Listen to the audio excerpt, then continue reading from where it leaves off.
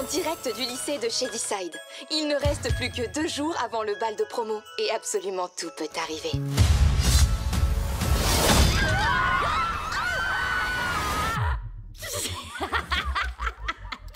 Je vous ai eu. Megan Rogers, dans le bureau du proviseur. Ma patience a des limites.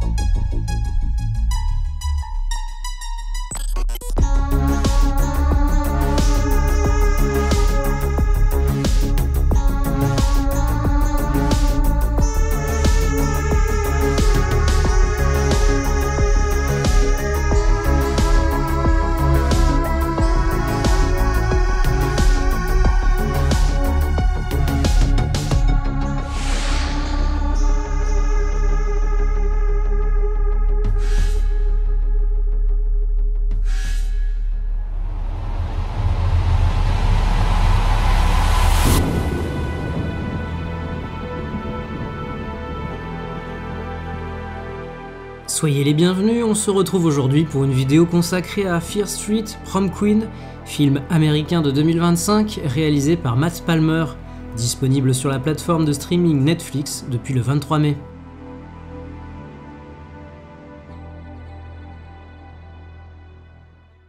C'est une soirée super importante et toi, t'es en train de tout gâcher.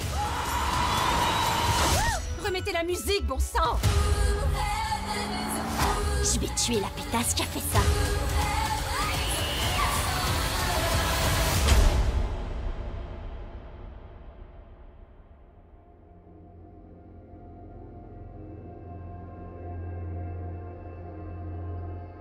Nourri par les comics horrifiques, des contes de la crypte publiés dans les années 50, la littérature fantastique d'Edgar Allan Poe, Ray Bradbury ou Howard Phillips Lovecraft, ou bien encore les monstres du cinéma à la Universal, ou la cultissime série La 4ème Dimension, Robert Lawrence Stein est un écrivain américain ayant fait des histoires d'horreur orientées grand public sa spécialité. Des écrits à destination de la jeunesse qui l'amèneront à être considéré comme le Stephen King pour enfants. Parmi ses œuvres les plus notables, on trouve évidemment Les Chairs de Poule, série pour enfants et adolescents créée en 1992 et devenue depuis la plus vendue au monde. Autre création majeure, en 1989, un peu plus macabre celle-ci, la série des Fear Street, comptabilisant une 50aine de titres, lesquels mettent en scène des adolescents et prennent pour cadre de l'action la ville fictive de Shadyside. Si une tentative d'adaptation de Fear Street en série télévisée avait déjà été tentée en 1998, l'échec du pilote diffusé avait mis un point d'arrêt au projet. En 2015, c'est une adaptation en long métrage qui se met en place, un développement qui prendra la forme d'une trilogie, achevée en septembre 2019, mais qui, pour des problèmes de distribution, sera finalement acquise par Netflix pour une diffusion en mai 2021. Sortent ainsi à une semaine d'intervalle sur la plateforme Netflix 3 films réalisés et coécrits par Leigh Janiak, Fear Street Partie 1 1994, Fear Street Partie 2 1978 et Fear Street Partie 3 1666. Les 3 films formant une histoire unique à 3 époques différentes, nous voici donc plongés dans la ville maudite de Shadyside. Alors qu'un groupe d'adolescents se voit confronté à des meurtres brutaux, ils découvrent que ces attaques sont liées à une malédiction ancienne impliquant une sorcière du nom de Sarah Fear, exécutée en 1666. Possédés par l'esprit de la sorcière, des tueurs reviennent à la vie et traquent nos jeunes protagonistes. Apprenant que la malédiction peut être liée à la survivante d'une précédente attaque, Christine Berman, il tente alors de briser le cycle mortel. À destination là aussi d'un public adolescent et fortement référencé, la trilogie de Janiak ne manque pourtant pas d'ambition. Sans être forcément originale, elle constitue néanmoins, à mes yeux, un divertissement horrifique, efficace et plaisant, ma préférence allant au second volet, inspiré notamment de la série des Vendredi 13.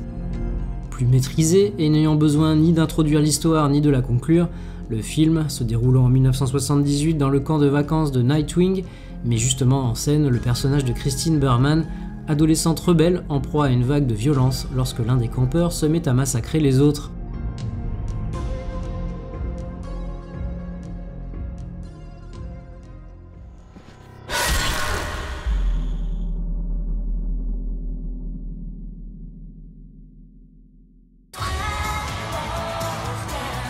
Ce nouveau Shadyside. Quand est-ce que ça va partir en vrille?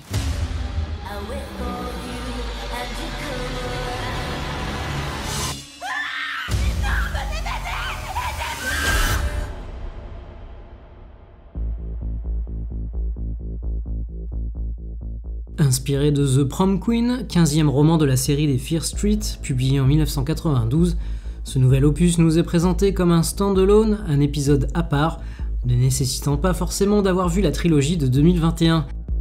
Le moyen sans doute d'attirer de nouveaux spectateurs, décevant peut-être ceux qui s'attendaient à prolonger l'aventure précédente et espérer un approfondissement de la mythologie mise en place.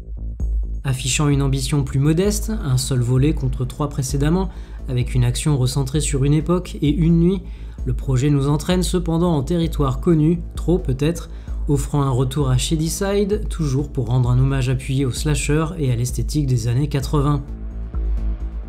Un hommage qu'on retrouve dès la campagne de promotion, le film citant clairement ses références en proposant diverses affiches inspirées des classiques que sont Le bal de l'horreur, Halloween, Carrie et La revanche de Freddy.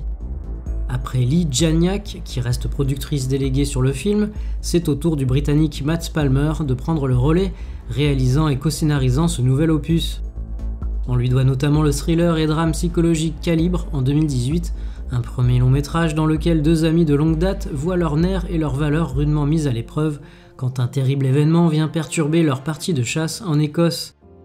Un point de départ classique, mais conduisant à un film pesant et intense où l'homme se voit mis face à sa conscience. Dans Fear Street Prom Queen, nous plongeons donc en 1988 dans la ville de Shadyside dans l'Ohio, où le traditionnel bal de promotion de fin d'année du lycée a bientôt lieu. Certaines élèves se préparent activement, étant en pleine compétition pour gagner des votes afin de devenir la reine du bal. Parmi les prétendantes au titre, Laurie Granger, dont le passé trouble de sa mère lui colle au basket et lui vaut une certaine impopularité. Gagner serait pour elle le moyen de mettre un terme à l'infamie qui la frappe si injustement. Participent également les filles appartenant à La Meute, ce groupe mené par cette tête à claque de Tiffany, à qui tout semble dû. Alors que ce bal permettrait peut-être de sortir Shadyside de sa mauvaise réputation, les candidates commencent à disparaître mystérieusement.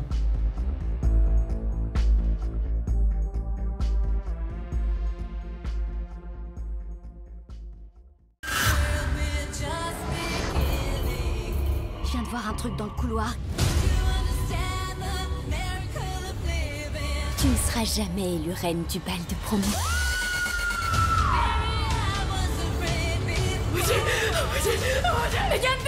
Je sais que ça a l'air dingue, mais il y a plein de gens qui ont disparu. Où sont les reines du bal?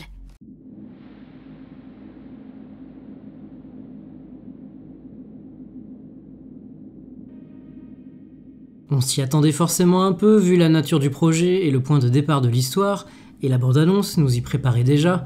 Fear Street Prom Queen, entre trip nostalgique et hommage au sous-genre du slasher, apparaît pour le moins très convenu dans ce qu'il a à nous proposer. Sans aller jusqu'à lui demander de révolutionner son secteur ou de nous offrir un classique instantané, Prom Queen a beaucoup de mal à renouveler un minimum une formule qui commence sérieusement à tourner en rond. Difficile de se démarquer du tout venant dans ces conditions, le long métrage de Matt Palmer se contentant bien trop souvent d'agiter ses très nombreuses références, sans parvenir à en tirer la substantifique moelle ni de s'en éloigner suffisamment. Et c'est une intrigue des plus classiques que nous sert Prom Queen, mettant en scène des candidates au titre de reine du bal, avec d'un côté la fille populaire mais parfaitement imbuvable et prête à tout pour gagner, et de l'autre l'outsider devenant finalement l'héroïne, auquel s'ajoute évidemment un tueur masqué bien décidé à foutre en l'air la soirée. Sur fond d'hypocrisie et d'animosité, le long métrage passe donc une bonne heure à s'attarder sur les rivalités adolescentes, avant que ne commence véritablement le jeu de massacre. Entre archétypes auxquels il reste difficile de s'attacher, tant il manque de profondeur, et personnages secondaires faisant office de potentiels suspects, eux aussi négligés dans leur traitement, qu'il s'agisse d'une proviseure adjointe fervente croyante et pratiquante, de son fils dont on ne saura rien, ou bien encore de cet homme d'entretien plutôt louche, toujours à traîner dans les coulisses ou les couloirs, agrippé à son manche, de balai bien sûr. Aux spectateurs de se farcir encore ces adolescents qui vont, évidemment, sous un prétexte ou un autre, s'isoler du reste du groupe, pour mieux tomber sous les coups d'un tueur arrivant toujours pile au bon moment, se débrouillant semble-t-il pour se faufiler partout dans le lycée sans jamais, ou presque, se faire remarquer malgré son masque et surtout son imperméable rouge. Si la réalisation de Matt Palmer n'a rien de particulièrement notable, le film peut heureusement compter sur des meurtres plutôt graphiques, riches en hémoglobine, même si rapidement exécutés, des mises à mort dont je retiendrai notamment la scène de la scie circulaire et ce passage, plutôt drôle il faut bien l'avouer, d'une tentative d'ouverture de porte à poignée ronde, peu pratique quand on vient de se faire sectionner les deux mains. Tout n'est donc pas à jeter dans Prom Queen, loin de là, il est juste dommage de ne pas avoir un peu de nouveauté à se mettre sous la dent, d'autant qu'il faut attendre le dernier tiers pour que l'action s'emballe véritablement. Et si j'ai apprécié les brèves allusions aux événements de 1978 et au personnage de Sarah Fier, attention d'ailleurs à ne pas louper le plan après les crédits de fin, je fais partie de ceux qui auraient souhaité plus de connexion avec les volets précédents. A noter dans les points positifs, même si cela reste du cosmétique, la bande originale orientée synthwave, ainsi que les morceaux d'époque, justifiés ici par le fait que l'action se déroule lors d'un bal de fin d'année, des hits qu'on retrouve avec plaisir, même si l'effet jukebox ne peut être complètement évité dans leur utilisation.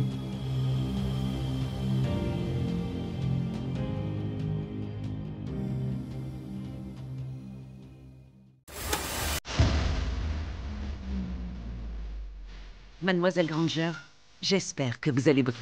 C'est le nouveau Shadyside. Nous allons vers un plus bel avenir. C'est votre chance d'honorer cette promesse. Je veux être élue reine du bal, mais je vais jamais réussir à me trouver une robe.